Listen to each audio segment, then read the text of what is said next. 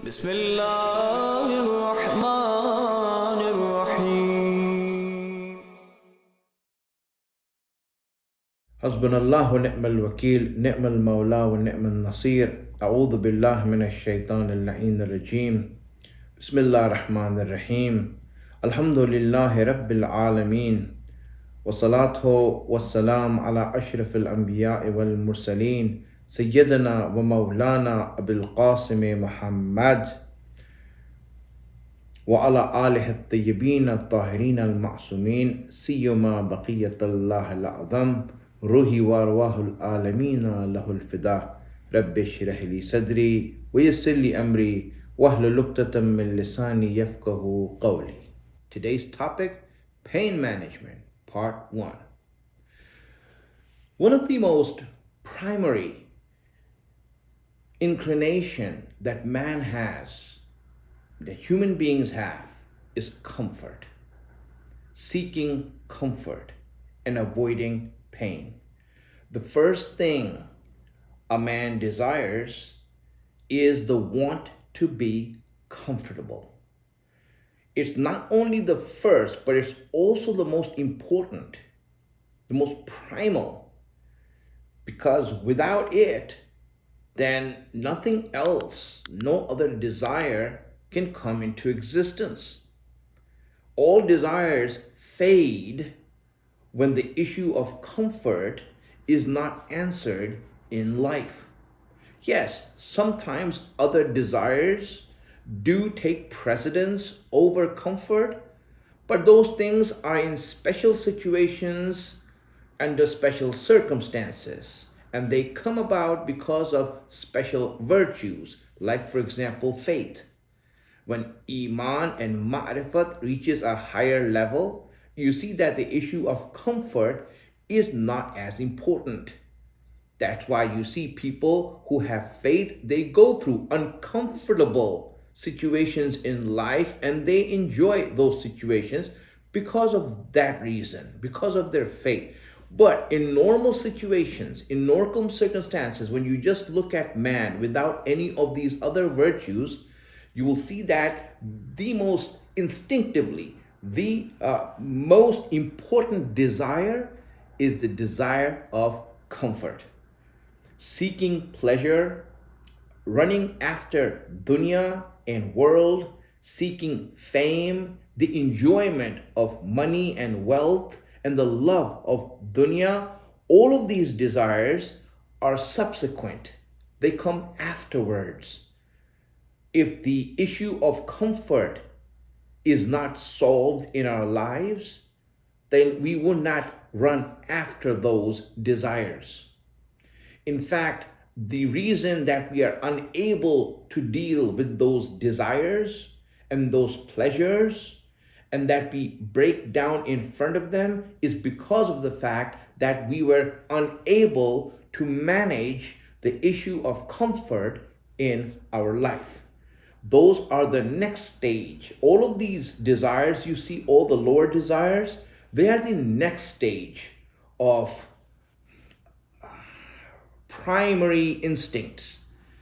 The most primal instinct comes as comfort. Someone who knows how to deal with the desire of comfort will be better able to deal with all the other desires. If you can logically and sensibly manage comfort in your life, the issue of comfort, the way of dealing with pain, and know how to deal with it and find your comfort in life, then you will be able to deal with all other desires and all other pleasures in life. You will be able to withstand them, resist them, know how to deal with them. Desires don't have the power to knock down a person. If you see a person getting devastated by desires or wrecked by pleasures or knocked down by the love of dunya, it's not because those things are very powerful. It's because of the fact that that person has not been able to deal with the issue of comfort and wasn't able to manage comfort and what comfort is in his life.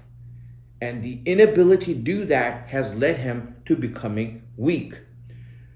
Parents complain regarding their children, that their children are involved in haram things, that they succumb to desires, that they're involved with wrong friends, and it's hard for them to withstand their desires.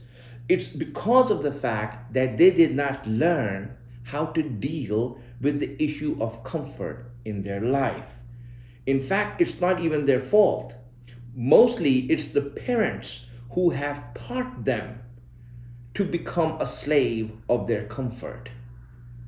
When you see a child and see them growing up, you emphasized not to do haram. You emphasized all of these the other things that rightly so you should. But the one thing that parents did not emphasize is the fact that that discomfort that comes about in a person, and him being able to deal with that discomfort in his life or pain in his life, and wanting to find comfort and that comfort zone, this is where they did not teach them. In fact, they showed them through their own lives that they are slaves of comfort, meaning they would find comfort and then they will follow Islam.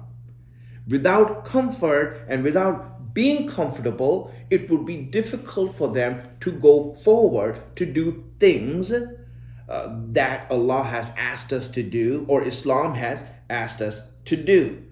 And this is why the upbringing of parents has been horrendous. It's horrendous because of the fact that the very thing that makes them weak in every other thing, they did not touch upon. In fact, they showed the opposite example of running after comfort. They always wanted to be comfortable before we do anything. Everything at first starts off with that. Let's see that in reality. When a child is born, that newborn child doesn't understand hunger. When it doesn't get food, it begins to cry. It's crying not because it's hungry, it's because he feels discomfort. He feels pain. He doesn't know what hunger is, that he didn't get food or it's past his lunchtime. He doesn't know that. All he knows is that he's uncomfortable. When he spoiled his Pampers and he is now in pain and that discomfort, he doesn't know what he has done. All he knows is that he is feeling pain. He's feeling uncomfortable. When, for example, a child feels sick, has a rash, for example, and he feels pain, he doesn't know what a rash is, what would happen with the rash. All he knows is that he's uncomfortable. You see, before anything else, the first desire of a human being is to find comfort. This is how we all are. And managing it is not an easy job. Dealing with comfort is the first thing that a person must do in order to train himself to grow and develop as a human being. People want to learn Islam and grow spiritually, which is a good thing, and that is what Allah wants us to do. And we want to gain spirituality. We want to get closer to Allah. We want to find deeper meanings in our life and find peace there. Now, what happens is that if we do not answer or manage the issue of comfort in our life, then the religion that we practice, the faith that we have, will end up serving our comfort, serving our desire of comfort. We will not serve Islam. Islam will serve us. And it will end up serving us because we To us, comfort is what's important, because comfort has overtaken our lives and we now are slaves to our comfort. Anything that comes our way, even if it's religion, will become a slave of our comfort. And such a religion, when practiced and when we become good at it, and we are becoming very nice because we pray, we do all these things, at the end, what will happen? The end result, we will become the best enemies of Islam. Why? Because this person, with all the adoration he has gained and the respect he has gained amongst people for being a religious person, now that religion is serving his comfort, he's serving the desire of his comfort, because he's unable to deal with that. And when the time comes for him to get uncomfortable, he will be ready to sell his religion, to sell his Islam. We who live here in the modern times that we're living in are victims of this. We are learning religion without dealing with the issue of comfort in our life, unable to deal with pain, unable to deal with being uncomfortable. Parents encourage the desire of comfort out of love and affection, meaning really what we do, parents, what they do in order to make their children better or happier or enjoy more, they train them to run after comfort, to be a slave of comfort. They make their life as comfortable as they can. In fact, when we, a lot of us, when we moved to the West and became more affluent, and after becoming affluent, we created an arena, a turf of creating and letting this desire of comfort run rampant in the lives of our children. We have given them everything that we can to make them slaves of their comfort. And we are thinking that we are doing a good job because, well, what's the money for then? We earn so much money for what? To make their lives easier, to make their lives more comfortable. This, what happens with this, and what's the end conclusion of this, is that that person who is being raised in such an environment, yes, he will be a student, but he will never be a scholar. Yes, he will be a Muslim and a follower, but he will never reach the heights of deen, and he will never reach Karbala and be with Imam Hussein. Because such people cannot. Those who are unable to deal with their desire of comfort and are unable to deal with pain in their life. It is truly difficult for such people. Parents should know that the first responsibility for themselves and then their children, is to manage the issue of comfort in their lives. They have to train their children to learn how to deal with being uncomfortable, for being in pain, and not losing themselves when pain comes along or when difficulties come along. We break down in face of difficulties. Why are lives miserable? Because of this reason, because we have never learned to manage the desire of comfort, and that lead to misery. And the misery made us frustrated and makes us more miserable. And then it just keeps on adding up until we have a disaster. We don't know where to look. It said, don't look at haram. Islam says, don't look at haram things. People who do that say, but it's enjoyable. That's exactly why Islam made it haram, because it's enjoyable. You see that? Well, what? How's that? Whatever. It's bothersome. It's inconvenient. This is what happens. It's inconvenient. Yes, it's inconvenient. Allah made it haram. He stopped you from doing that. Yes, enjoyable. This one kid asked a alim in Iran. He was in a group of youngsters who came to visit Iran, and they asked the alim in Iran, is that why is haram food more delicious or tastier? The answer is that it's haram because it's tasty, because it's more enjoyable. Allah made it haram. You see, to make it harder on you. Just imagine that. This is a lot of times it is to fight our own weakness of wanting to be comfortable, wanting to enjoy. And these are things that if we do not handle in our life, it is going to have devastating effects. And one thing is for sure, it will never make us reach Karbala or with Imam Hussein.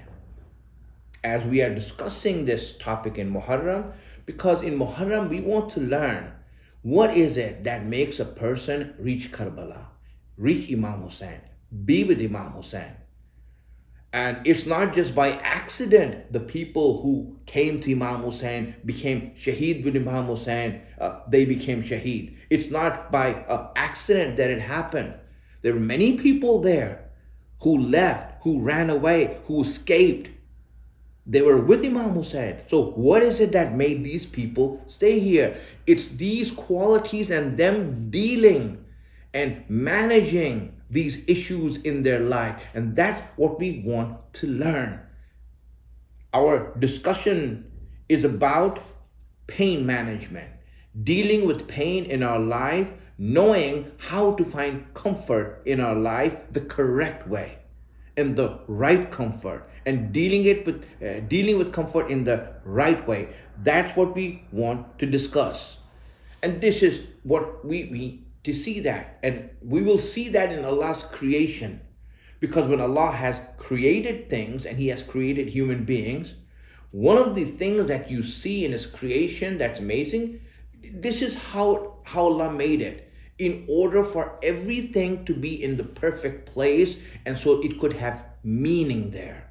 And that our lives could have meaning when we interact with those things. Let me give an example. A girl becomes baligh, meaning religiously mature, where she has to do all her wajibat at the age of 9.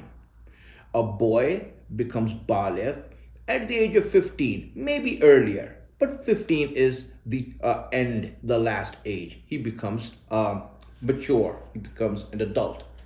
But when you look at it, you will see that Allah has given them obligations to do, just like He gave all the adults. So that 9-year-old is equal to a 50-year-old in terms of her obligations. She must do her obligations now. The boy who's 13, 14, 15-year-old is now equal to the 45-year-old man when it comes to obligations.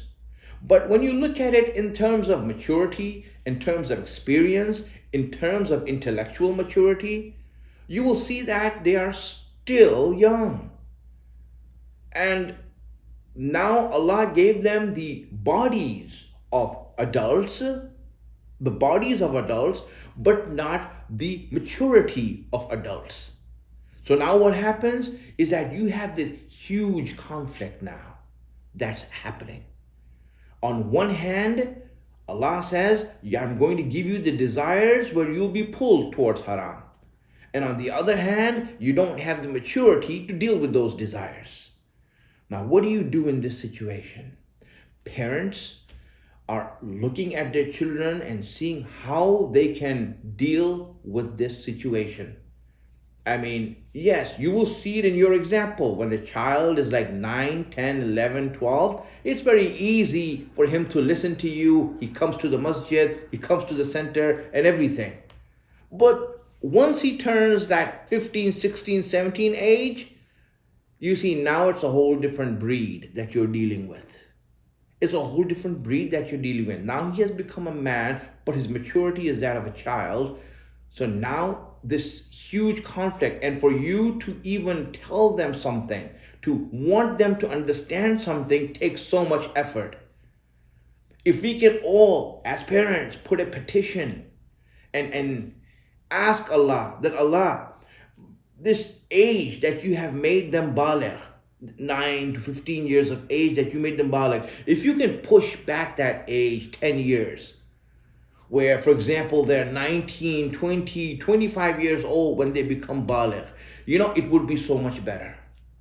There wouldn't be conflict. They would have the maturity to know things, and it would be so easy to explain to them things, and they will understand it and they'll follow it also. But you see, Allah made it this way. He knows better than us. He knows this better than us. He made it this way, that in between the conflict of their desires is going to be their training to become a human being. This is where training takes place. It's difficult. In difficulty, you can't train someone when in ease, when everything is in proper place. It doesn't work like that. Training happens when there's hardship, pain, difficulty. That when a person starts to mature, starts to gain, starts to develop. And a person who doesn't know how to deal with pain and is running away from pain, or he's trying to escape difficulties, will never be able to go to the next level of faith. And if he learns faith, he will use that faith to serve his own desire of comfort. This is the danger that happens. Yes, when it comes to comfort, there is comfort that is condemned, and there's also comfort that is recommended, that we are told to run after. The one that is condemned is the comfort, for example, physical comfort. It's unwarranted. We should not try to look for that comfort zone physically. But yes, when it comes to spiritual peace and harmony and comfort, when it comes to our spirituality, that is something that Islam wanted us to run after. And hence, when it comes to comfort, we need to see what is condemned and what is recommended, so that we are able to manage it and to know what we are running after and what we should not be running after when it comes to comfort in life. This is the discussion that we will be having, because truly we want to gain those qualities that lead us to Karbala, that lead us to Imam Hussein. That when we look at Imam Hussein, we see that. We see it in the companions around them. One of these things that we see in them is the issue of comfort that they had. How much were they able to manage this dealing with pain? Everyone who came there was there in pain. More than anyone, Imam Hussein. When you look at him and you see him, how he dealt with this situation. Let me ask you a question. Everyone was going through pain, and they knew that this pain and this difficulty and hardship is there. But everyone who was there with Imam Hussein did not care about their own pain. They were always looking to see how they can give comfort to the others around them. More than anyone, you look at Hazrat Abbas. A criticism is there regarding Hazrat Abbas by certain people who say that, why didn't Hazrat Abbas bring his children with him? Why didn't he bring his children? You see that everyone brought their children. Hazrat Abbas did not bring his children. You know why? Because Hazrat Abbas did not want Imam Hussein to be worried about his children. That's one less thing for Hussein to think about on Ashura. This is Hazrat Abbas. How far did he think to make sure that he doesn't become a problem for Imam Hussein? This is that true sense of idea. Bibi Zainab also She left her children behind. She didn't want Hussein. She has ma'rifat. She didn't want Hussein to think about it. Her husband brought the children and said, this is my sadaqah for Hussein, my donation for Hussein's movement. Let them go with Hussein. If Hussein needs them, they will come handy. But Bibi Zainab on her own, no. She wanted to leave them behind. And this is how you see that Karbala. When we look at what happened in Karbala, can we find someone? How lucky would be that person who has no pain and who has no discomfort except for one discomfort and one pain. How lucky is that person who's able to get rid of every pain in his life and every discomfort in his life, but can concentrate just on one pain? That would be so good. That person was Muslim ibn Aqil, who had no other pain and no other discomfort except for the fact that Hussein is walking into a trap, that Hussein is going to be killed when he comes here. How lucky is he that this is his only worry in life right now. May Allah take away all our worries and all our pain and all our grief except for the grief of Aba Abdullah al-Hussein. Wa akhiru da'wana anil hamdulillahi rabbil alamin. Bismillahir Rahmanir